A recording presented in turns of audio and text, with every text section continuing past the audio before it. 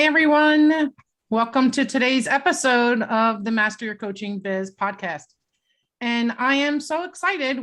This is a little bit different. We have not had anybody on that I can remember that has talked about what we're going to talk about today. So we have Amy Zander with us, and she is a self-proclaimed marketing mobstress, chief wordslayer, and grammar guru. And she's going to be talking to us about brand archetypes. So welcome, Amy. Thank you so much for joining us today. Yeah, thanks, Cheryl. I'm really excited to be here. I appreciate it. Yeah. So tell us a little bit more about yourself. Thank you. I live in Lansing, Michigan, and I have a marketing agency called Zeedia. We've been around for about 7 years, and we do all kinds of things like websites and logos and branding, and we produce podcasts for people. So we do that. But what I'm here to talk to you today about is brand archetypes. So the philosophy of an archetype in general is something that is universally understood, powerful, and invokes an emotion. And so what that means is that we as people understand these concepts in exactly the same way, all people on earth. So if I were to say to you the word mother, what kinds of adjectives come to your mind when you think about mother? Nurturing. Nurturing. That's kind of I put you on the spot. Sorry. Yeah, like I was like, yeah, wait, I gotta think. I know. Sorry. So like nurturing, caring, comforting, and if we asked anybody anywhere in the world, they would probably say the same kind of things.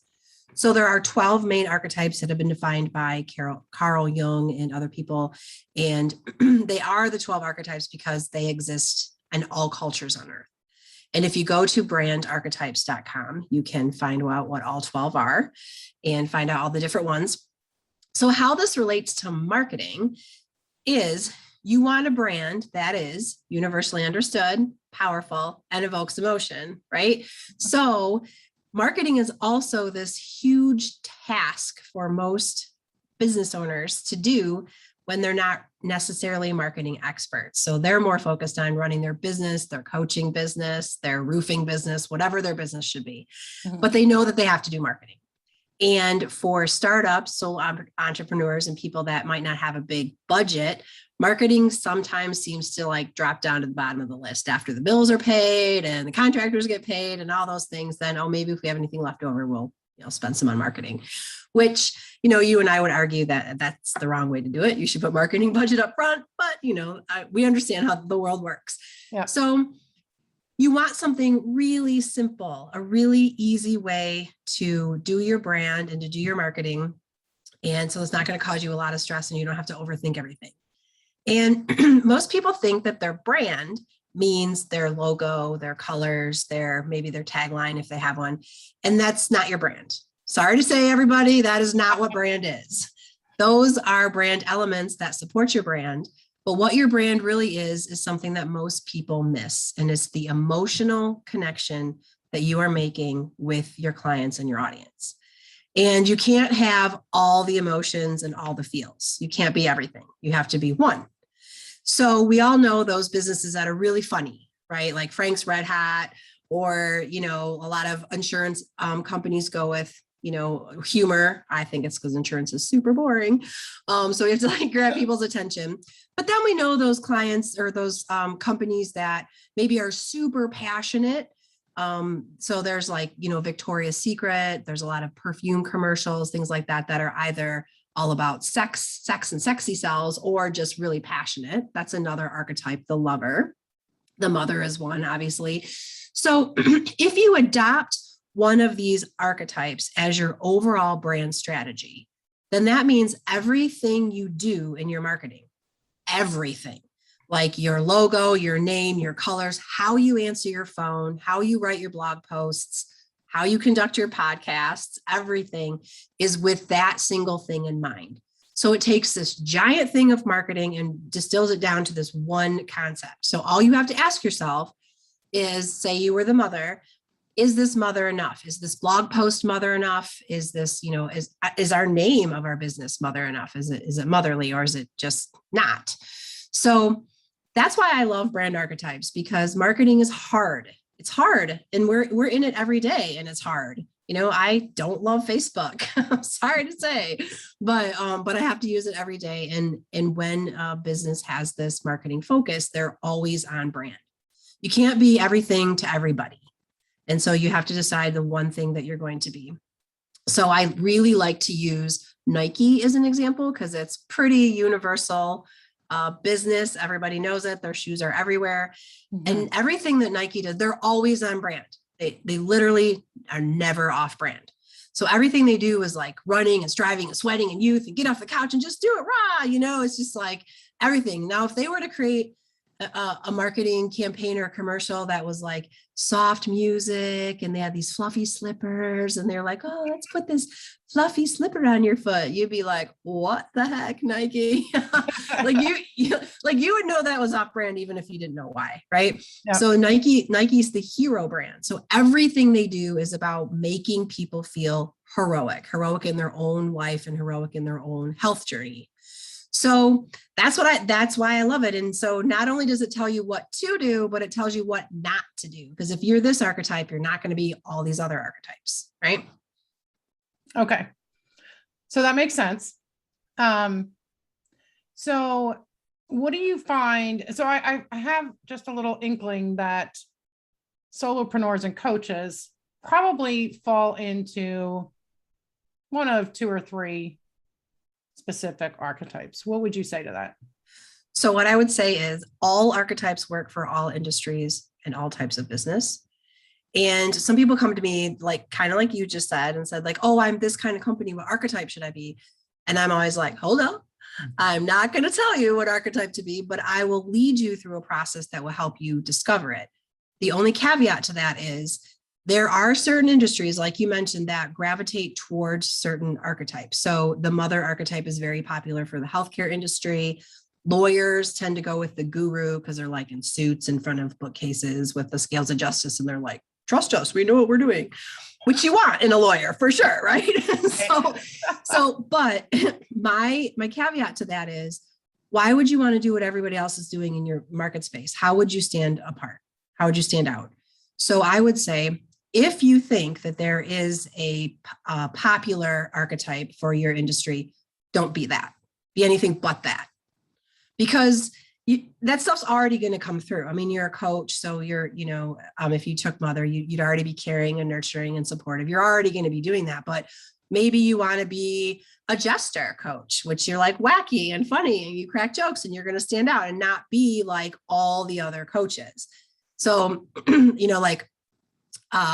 used car salesman, the jester is really popular for that. I mean, I don't know about you, but we have some wackadoo dude in our hometown that is just has the most crazy radio commercials and the just bizarre stuff comes out of his mouth. So if there's a new car dealership in town and they hired me to help them with the marketing, I would be like, well, why don't we do anything but the jester? Because he's got that covered over there. And that's really annoying and off-putting to some people. So they're going to not want to go to him and want to go to you because you're more grounded.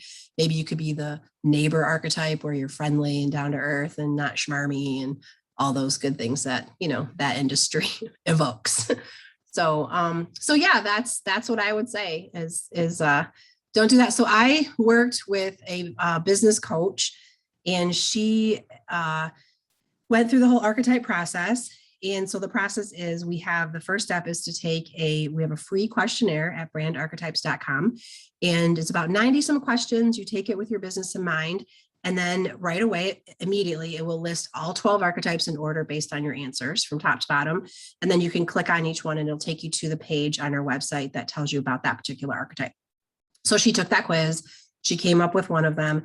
And then the second part is I walk you through what we call a brand discovery session. So if you're a solopreneur, I often recommend that you have your spouse, your partner, a good friend, your parent, somebody, 2 or 3 other people that know a lot about your business, because it's good to have a few people in the room, not just your own thoughts, right? To bounce ideas off of. Yeah. And if it was a bigger company, I'd have like the C-suite in the room, or the people that would be the decision makers, or a marketing team, something like that. So it's a 2-hour session, and it's like a giant brainstorming session. We go through all kinds of different aspects of your business and distill it down, color code the words, move them around. And at the end of it, the archetype usually pretty much magically reveals itself. It's pretty awesome. There's always these aha moments in the room. It's really cool. Sometimes people, have to decide between a couple of them and they have to come back later and say, okay, we're going to be this. But that's the process. And then after you put your flag in the sand and say, I'm going to be this archetype, then we start looking at everything in your business, your name. Most people don't change their name because you have brand equity with your name. So that's a hard sell, but your logo can be tweaked. Your tagline is a really good way to bring your archetype into existence. And then you just start going through all your words, like your website, everything that you use, everything that you're doing, and you just tweak it and bring it into alignment. So back to my story about the coach.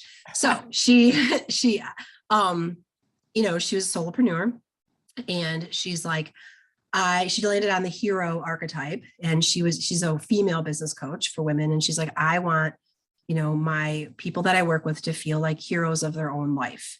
And, like Wonder Woman. And I was like, that's awesome. Of course, that'd be great. That's very energetic. It's very positive. It's not too status quo.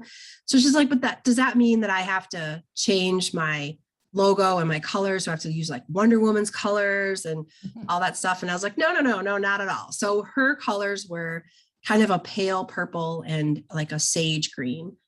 And I was like, so if Wonder Woman's favorite colors were purple and green, would she pick these shades of purple and green? And she was like, no, they'd probably be brighter, more vibrant. And I'm like, exactly. So let's just kick that up a notch. And so that's what I'm talking about. Like, you don't have to change everything, but you can tweak things to make it more in alignment with the archetype that you chose. And if you've been in business for a long time, chances are you're doing some of these things not even knowing it. So most people pick an archetype that's pretty close to some things that they're already doing. So it's not a giant shift. Yeah. So my archetype is nurturer. And I feel like a lot of, and I work with coaches. And so I feel like a lot of the coaches that I work with would probably be nurturers as well. Mm-hmm. So how do you make yourself stand out with, with an archetype that might be prevalent, for lack of a better word, in your industry? Sure. So if you find yourself already doing the archetype that you think a lot of people are doing as well, there are lots of types of mothers, right? So there's like Mother Teresa, there's, a feisty Italian mother. That's a stereotype, but it exists, right? There's the absent mother. I'm just kidding. Yeah. But so you can do your own flavor of it. And the other thing that happens a lot of the time is people they'll really struggle between two archetypes. They're like, well, I really want to be the mother, but I also think maybe I'm the lover or the neighbor or something like that. And you can't successfully be two archetypes that are like 50-50. But what I like to do is have one main archetype and then another one that's an undertone of your archetype. So say you were like the funny mom. So your mother first, jester second. And that's really doable. You just have to make sure that you're not flip-flopping where you're super funny and lose that mother focus. So you just want to make sure the mother's always first and the jester's always second. And that's a way to make yourself stand out and make you're different from your peers and things like that. So I like that. I could be the feisty Italian mom, but I'm the mom first, and then I'm the Italian, feisty Italian second. Yeah. Well, there's an archetype called the outlaw archetype, which is what Zeedia Media is. That's mine archetype. And companies that are similar to that would be Harley Davidson or Apple Computer is another good one.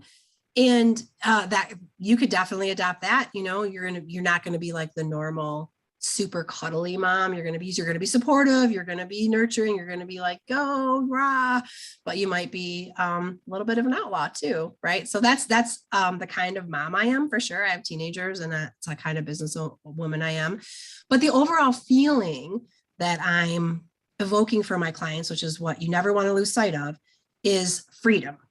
So the outlaw is all about freedom. So what I want my clients to feel is freedom when they hire me in my marketing team so that they no longer have the burden of marketing on top of them. We're taking care of it for them. That's one flavor of the outlaw. I also like, I'm a little edgy. I can have a potty mouth. Like, I'm just, feisty as well.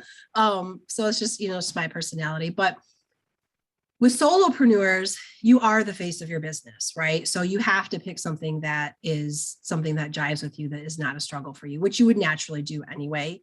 My mentor, who taught me all about brand archetypes, his name is Kevin Scarrett. He owns Flock Marketing, and he is the jester all day long, like the king of bad dad jokes. Everything that comes out of his mouth is just a joke or silly, or like he's just not serious about anything. I mean, he's serious about marketing, but he's just a really fun guy to be around. It's really high energy, but that's not me. Like I can be funny, but not all the time, every day, with everything that I do. So that wouldn't work for me, but we all know people who that would totally fit the bill, right? Yeah. So the concept is the same, whether you're an organization or whether you're a solopreneur. It's the same concept. You're just more the face of your business when you're a small business.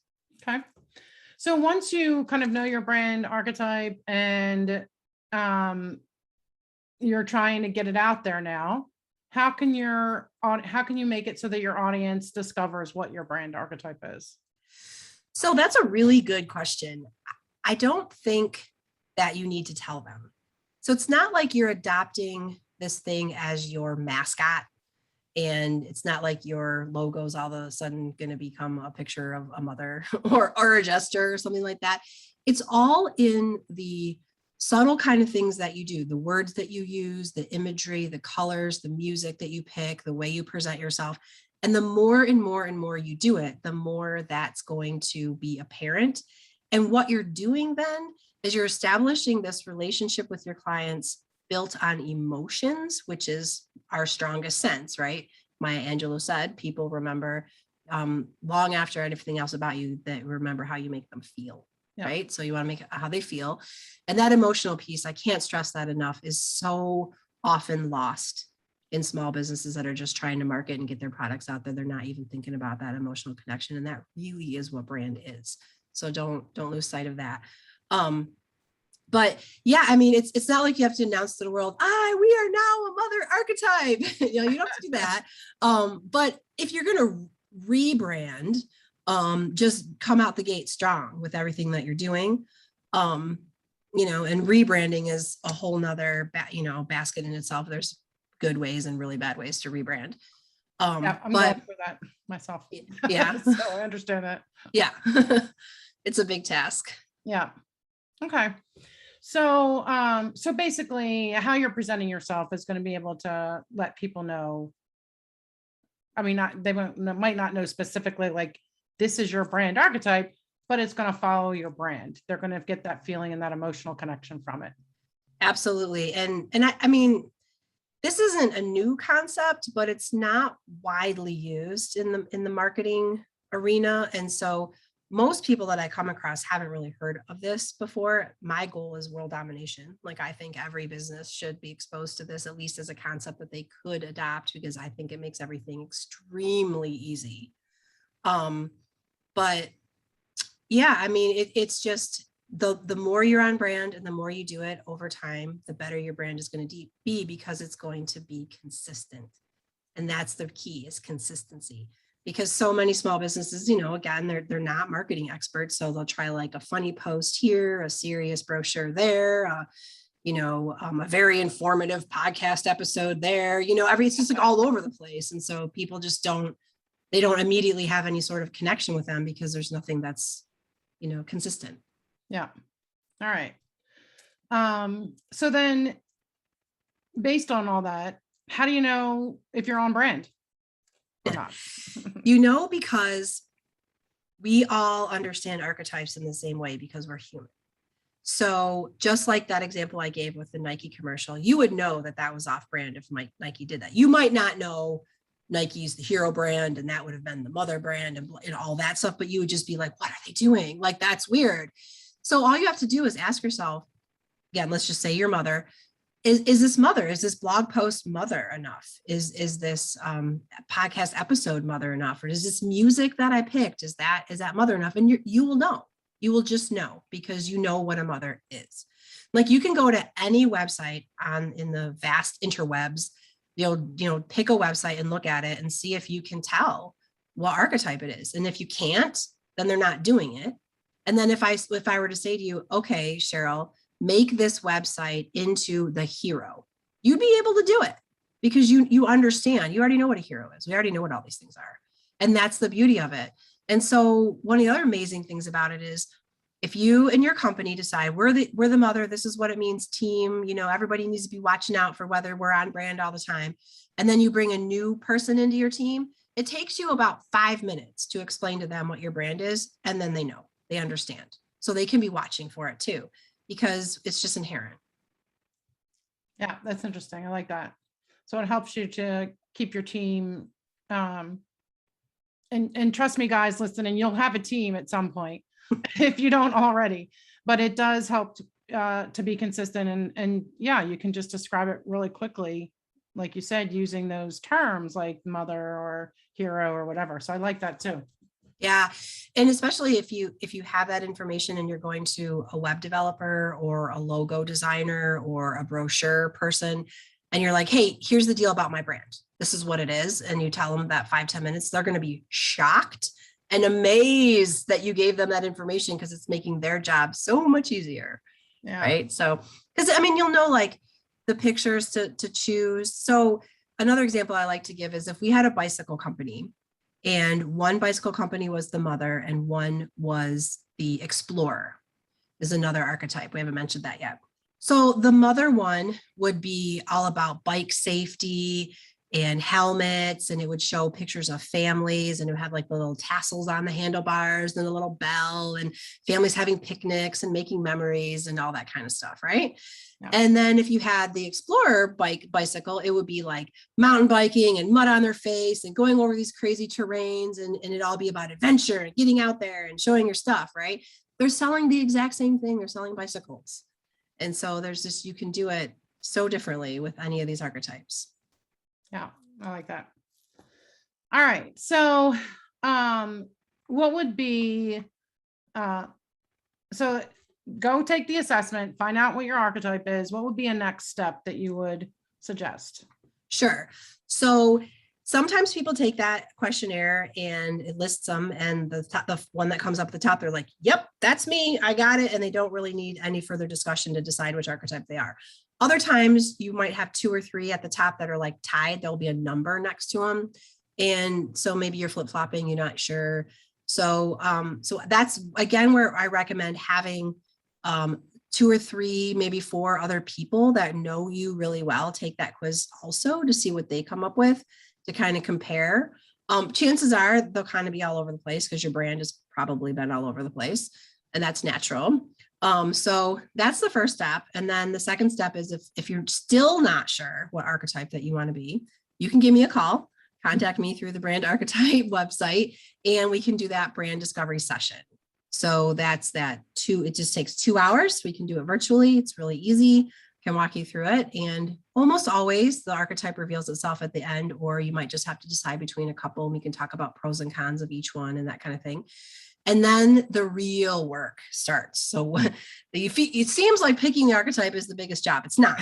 After you pick it, then you have to go back through everything that you've done and see how you can tweak it. And it doesn't happen overnight. It's like a 6 to 9 month process, usually when I work with my clients. So, it doesn't happen overnight. But it's very freeing, I think, because it just makes it, you just have to concentrate on one thing, like those, what would Jesus do bracelets? Like, what would the mother archetype do? Or what would the hero archetype do? Like, that's all you have to ask yourself. Yeah. All right. Great. I like that too.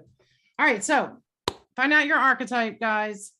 And then, if you're having a problem, definitely reach out to Amy and see how you can get clearer on that. But also, just like Amy said, just ask yourself those kind of questions. What would they do? Like, for instance, I know for the nurturer, there's different things like caregiver and guardian and, mom. Yeah, different flavors. Yep. Yeah. Mm-hmm. But there's different things. And I can always say, I could ask myself, is this what I would do for my kids? Or is this what I would do to have my kids understand something from me or see something from me, or whatever the case is. So I think you can definitely do that. And I think a lot of coaches typically have like the empathy and the caregiving and the wanting to change the world. And that comes across in, I think, in a few different archetypes, but But yeah, definitely the nurturer. So this was all very enlightening. I actually appreciate learning a little bit more than I knew about it. And I would like to see what my secondary one was. I'd have to look that up because I don't remember from when I took it. But I'd be interested to see what kind of flavor I could add to mine as an undertone as well. Yeah. And just a real quick, I don't want people to feel limited by those questionnaire results. So you don't necessarily like have to go with the first one or even the second one. It's just a way to think about like where your brain's going, but you know, kind of explore all of them, or at least your top 4 or 5 to really look at them. I mean, they're kind of, there's a few that are similar and other ones that are similar. So some are going to be at the top and the bottom. You don't have to necessarily go, you know, look at the bottom ones, but yeah, don't feel limited. Like really think about, could I do this effectively? How would this be different than what my peers are doing? Yeah, awesome. Well, thank you so much, Amy. If you guys want to get a hold of Amy, of course, all the info will be in, links will be in the show notes. But you can go for the brand archetype to brandarchetypes.com, plural, Yep, with an S. brandarchetypes.com. And then also you can see Amy on the marketing website at Zeedia Media, interesting.com. Yep. And then of course I'll have those links and then social media as well in the show notes. So thank you so much, Amy. We've gotten a lot of information from you. I'm very interested in that. So thank you so much for sharing that. Yeah, absolutely. This has been fun. Thanks so much, Cheryl. Yeah. Have a great day, guys. And I hope you learned a lot. Let me know. Join us in the Facebook group. And let's continue the conversation. Talk to you guys on the next episode. Bye-bye.